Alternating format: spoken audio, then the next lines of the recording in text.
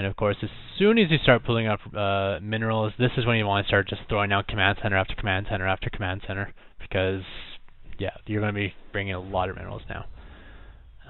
Another thing I like to do now is I put, oh, I didn't have it here, but I usually put my barracks and my factory set to 5, and then I just queue them up to the front line and just pump out unupgraded Hellions and unupgraded Marines. I'm kind of on the fence on whether it's worth getting the tech labs to give them their upgrades. I mean, yeah, it makes them so much better for such a cheap cost, but at the same time, it just pains me to spend any gas on anything but Ravens. Because you really want to reach that critical mass of Ravens. I mean, 10 Ravens isn't twice as good as 5 Ravens. 10 Ravens is like 10 times as good as 5 Ravens. That's kind of the way it works, where it's almost an exponential increase the more Ravens you get. So it kind of pains me to spend gas on anything but. So here we have it. So I have my factory and my barracks set up on 5. And I'll just be pumping Marines and Hellions non-stop.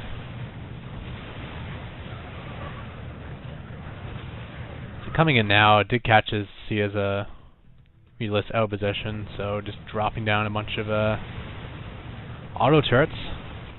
His main base is in rough shape. He did get the roaches out, which is pretty good counter to auto turrets. They do quite well, just since they have the high damage, the armor isn't quite as effective.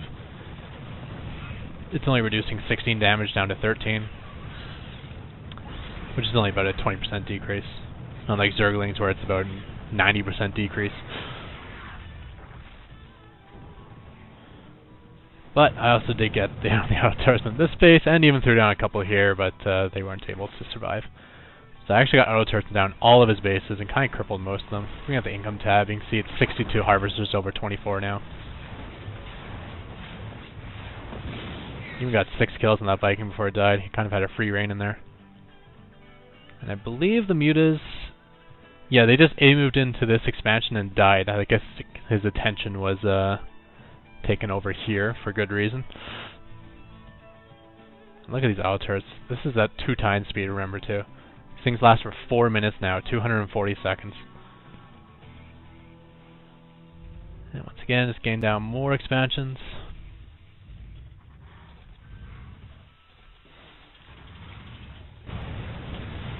Going down more auto turrets, at the same time sending in Marines and Hellions. I'm just going to back up. Here's a little trick I did.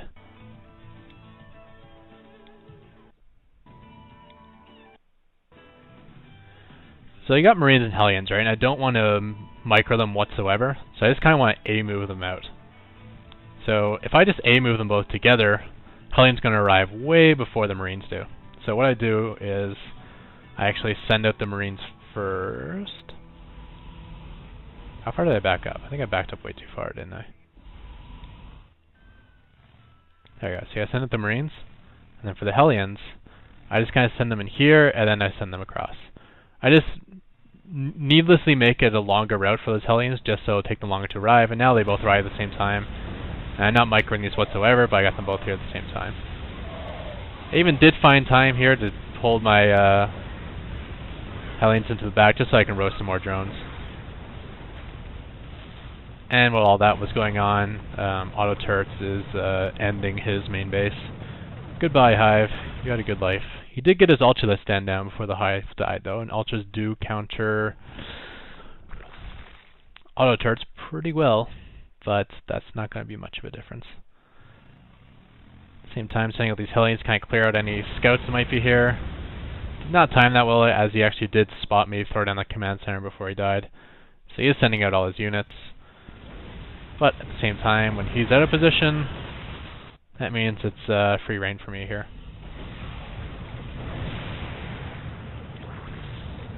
So I'll make quick work of that base, and then just setting up a bunch more here to make quick work of that base, and just scouting up here. He did take out those expansions, and I lost those command centers, but ooh, big deal. You took my 400 minerals out of my bank by killing those command centers, because, you know, I'm so strapped for minerals right now with my 8,000 I got in the bank. It's very hard to spend all these minerals. Yeah, I think I did throw down a bunch more barracks right here, but I never actually started pumping for them because the game was more or less over. And I believe...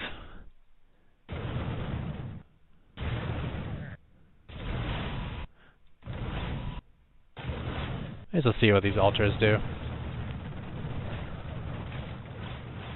So you can see the altars, even with this many auto turrets down and the good damage of the auto turrets, they just mowed through about 9 of them, just the 2 ultras on their own. And I believe those ultras had no upgrades because I didn't see any evolution chamber at any point. No, they're 1/1, but they didn't even have their special +2 armor either.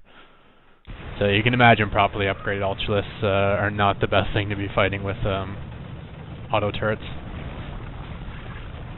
Seeker missile doesn't do well against them either, so it's really about, I guess, abusing the immobility of the ultralists, although they are pretty mobile themselves. Basically kill the Zerg before he gets the ultralists, 'cause that could be a problem. But once again, that's the thing I kind of love about this build. Even if he scouts my mass starports, the last thing he's going to think of is getting things like roaches and ultras. He'll probably be thinking banshees, and he'll probably be getting I don't know, whatever you counter banshees with.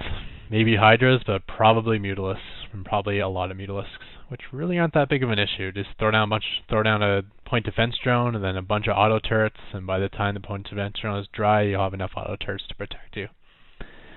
Anyways, I kind of rambled on this replay, so I think I'll only do one more. I have a bunch of these, but we'll do one last one. Alright, thanks everyone. Hello, and we are back. This is going to be a match on Lost Temple again. I am Ketroc in the 9 o'clock position. In the 6 o'clock position, I have a Terran opponent, F-Dragon. Don't know much about him. He's just 5-0, so only finished his placement matches. However, this game he does get his SCV count up really fast and his economy going hard, so he doesn't seem to be any sort of noob. Which makes it strange how, if he's not bad, how he got so good without playing only 5 matches. I wonder if he has a second account. I always hear about people having like accounts on different servers and, you know,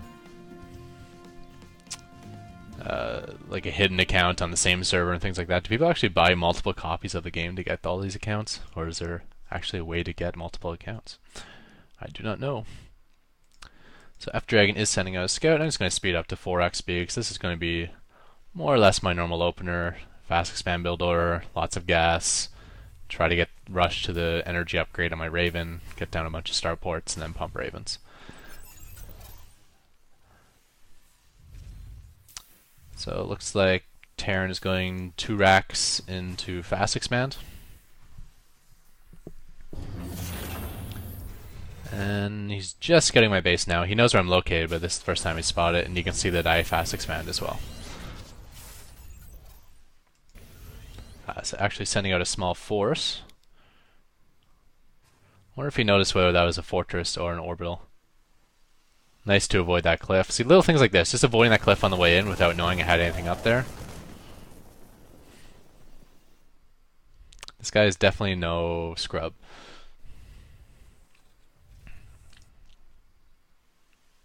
And pulls back most of his units still alive. And puts the weakest ones in the bunker. Yep. Okay, I'm convinced this guy's not a scrub.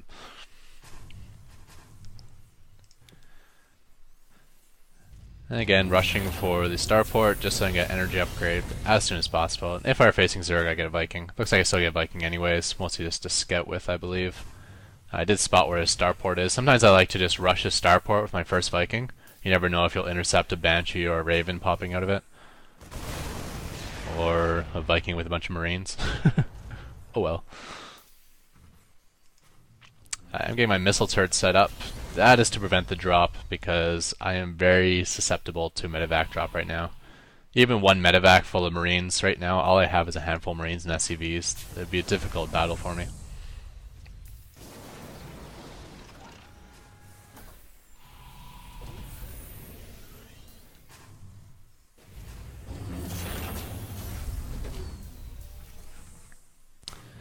Looks like Red is taking his third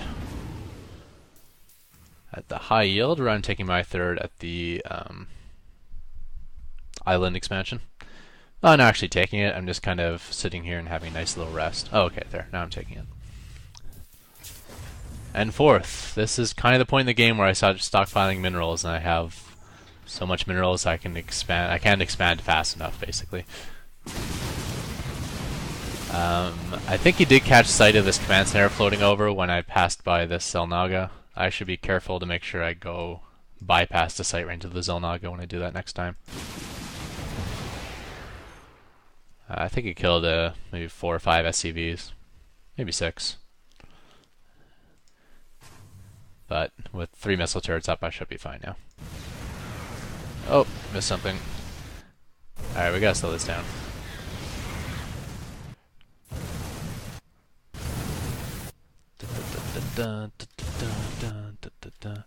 So this is what I was talking about with how I micro the ravens now. You actually just, you can see I have them all told to move here, and then I shift click them to build a whole bunch of auto turrets. And what happens when you do that is you're going to have like almost instantly built group of auto turrets. See? Not bad, huh? You start putting them on one at a time, then you can start getting picked off one at a time. This way is much better. Yeah, I wasn't expecting to get in deep, so I didn't actually even go for the mineral line, but I saw this juicy target of low hit point supply depots. Well, I guess I got 400 hit points now, but it's still pretty low. And I was even putting some focus fire on the Vikings there, so killed some Marines, some Vikings, and maybe 5-6 supply depots in that flurry, so that's not bad. And he also responded by immediately throwing out a bunch of supply depots, like as soon as I did that, so once again showing this guy's not too terrible. Looks like this stuff's getting intercepted. There's 2 things I don't care about. It's command centers and Marines. I have no respect for minerals in any way when I play this game. Coming in here blind was not good. I actually expected to catch this expansion before it was even getting built. I just, you know, just that natural timing you get in your head after playing so many games. I just felt like he'd be expanding around that time. So I thought the Marines and the Ravens would do good work, but I showed up and there's already a fortress and 2 missile turrets, which kind of devastated me.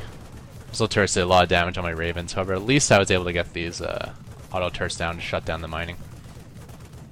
And do note that with the range upgrade, auto turrets will outrange Planetary Fortress that doesn't have the range upgrade. Another pile of Marines moving up to their death. Hey, but at least they're doing a little bit of damage. Hey, that's better than doing nothing, which is what the first pile of Marines did. And again, I should have cleared out that Zelnaga. He's seeing the SCV transfer, so if he didn't, well, I guess he already knew about this base, but this one might be news to him. I should really get that into a planetary as soon as possible. I did poke my head in here. I should really be using the scan, because I don't need to use my orbital for anything but scan. Mules are kind of pointless in this build. But seeing a fortress and a siege tank, that's going to be hard to get any useful auto turrets in there. You put it near the siege tank, they're in range of the fortress. You put it anywhere else, the siege tank will take care of it. So at the same time, he is siege rushing here, and I was so late to start this repair. Normally I can just start repairing it and hold it for a really long time. But he did A-move in with just his air units as well, so at least my missile turret's getting some free kills. And that could be because he's worried about what's going on in his base.